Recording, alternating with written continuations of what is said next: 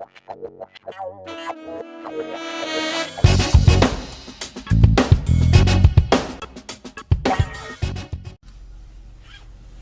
up, Cowboys Nation of YouTubers?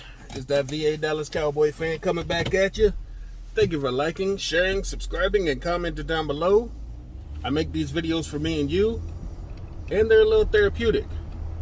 Boy, I was just going to get on and talk about our performance Sunday, and then the Cowboys, defying all expectations, goes out and starts making moves. Like, what the heck? So, I don't want to be too long-winded, so I'm going to try to breeze through this. Okay, Dallas versus Detroit. History between these two franchises.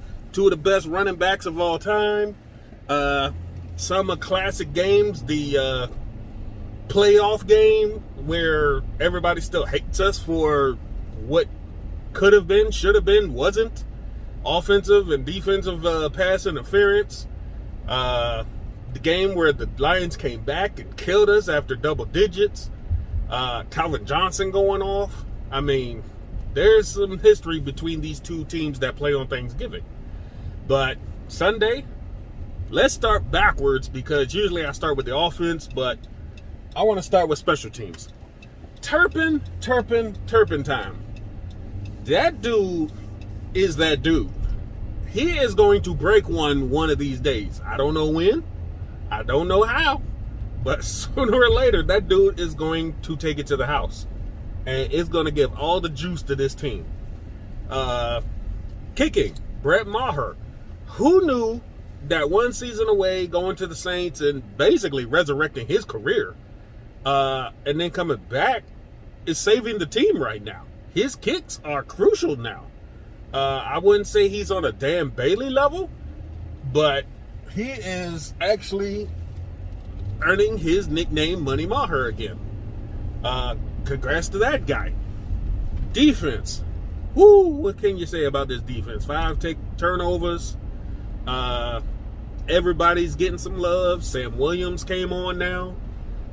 We did lose Jordan Lewis. That's going to hurt as far as slot corner because they're going to either have to start excuse me, Deron Bland at slot and keep Anthony Brown on the outside, which isn't the worst idea, but teams seem to key in on that and they will pick on him.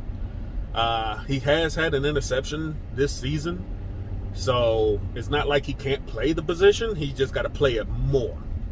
We'll see if they choose that or option B, which is to move Anthony Brown inside and let Kelvin Joseph play outside. Kelvin Joseph has been beaten up on as he's made some boneheaded plays and missed some tackles. I'm not really feeling that dude right now. He's low on my totem pole, to be honest. I kind of look at Nahshon Wright a little more than him. But we'll have to see what option they'll pick. They did sign a corner, Sheffield, Kellen Sheffield. Former Atlanta Falcon, so Dan Quinn knows him pretty well. He's one of his guys. He's going to be signed on to the practice squad. We'll see how he does, if he's going to break the game day roster. Let's see. Anybody else on defense? Tank Lawrence does his thing. Oh, the big trade that happened about an hour and a half ago. The Cowboys sent a 2023 6th-round draft pick to the Las Vegas Raiders to acquire Jonathan Hankins, defensive tackle, 6'3", 320, and a 2024 7th-rounder, I do believe. The Cowboys are listening, and we're starting to see pieces being shifted all in to make this a run, and they've noticed that the run defense has been our Achilles heel.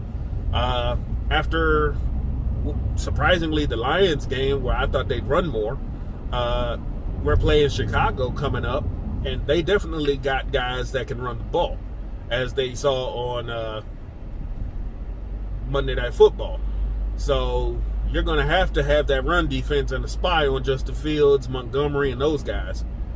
So picking Jonathan Hankins, I'm not gonna lie. I like the trade because, to be honest, even when I played Madden, I traded for Jonathan Hankins. I'm not even gonna lie. I actually picked that dude on my team. So this is a good trade. I like it. I hope it shores up the run-stopping deficiencies that we've had on defense and makes this an all-around great defense now. Offense. We have a play calling problem. Kellen Moore likes to get cute and stupid when he gets in the 20. Third down efficiency is crap. Scoring in the red zone has been an issue. Kellen Moore is my issue. Execution between Dak and the players is going to get better as the time wears on and he gets back into the rhythm. You're going to get James Washington back at some point this season, Tyron Smith back at some point this season. So the offense is going to click eventually. But if your play calling is ass, it's just not going to work. So I put out a tweet about an article on online that talked about Mike McCarthy taking play calling duty. Right now, he doesn't want to switch it up halfway through the season, but they do acknowledge that 2019, you were awesome. 2020, you were ass. 2021, you were awesome. And now we're going back to ass again in 2022 as far as scoring. So that dude is uneven with what he's doing. But, I can't have Kellen Moore calling plays like he do, because he doesn't seem to know what he's doing on down and distance half the time. It's making no sense, and it disrupts the whole flow, and then it also hurts. New SMS from hold on. Ron Anderson. Press Uconnect phone button and say text message to read it. Text from my boss. But something's got to change if we're going to make that jump from just a regular team or a one-and-done team. And I hope Kellen sees this and makes a change, because Dan Quinn is getting all the love. He's getting his players. He's getting what he wants when he wants, unlike Kellen Moore.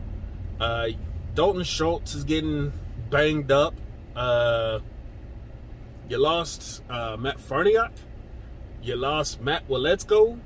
So some of these options and plays that you're play calling is not going to work anymore. You're going to have to come up with something. Don't get trick plays and reverses and all this dumb shit. Just line up and play ball. When you're 3rd-and-1 and 3rd-and-2, run the rock right up the middle. Why are you tossing outside wide and getting ran down? I mean, some of these plays, Jesus. But anyway, last thing about the offense, everybody keeps talking about Odell Beckham.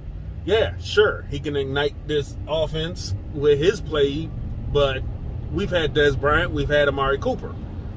The Joneses don't seem to like guys with a personality, we'll say, and Kellen doesn't know how to scheme anyway, so it wouldn't even matter.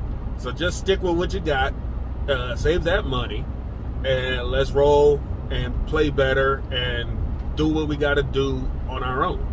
We don't need outside help as far as wide receiver. But that's what I wanted to talk about for the game. Now, the trade. Love it. Like I said, it's going to hopefully help shore up that run defense. If we can bring that down to 80, 75 yards per game, that's going to make a huge difference in what this defense can do. Micah's playing banged up, but he doesn't show it. Sam Williams is coming on, like I said. Armstrong. Who else they got? Because they activated somebody. Defense is doing their jobs. It's the offense slowing them down. But we'll see how this team is going to respond going forward. But that's the big news of the day, is that the Cowboys did sign a corner to the practice squad, and they traded for a defensive tackle to shore up that run defense.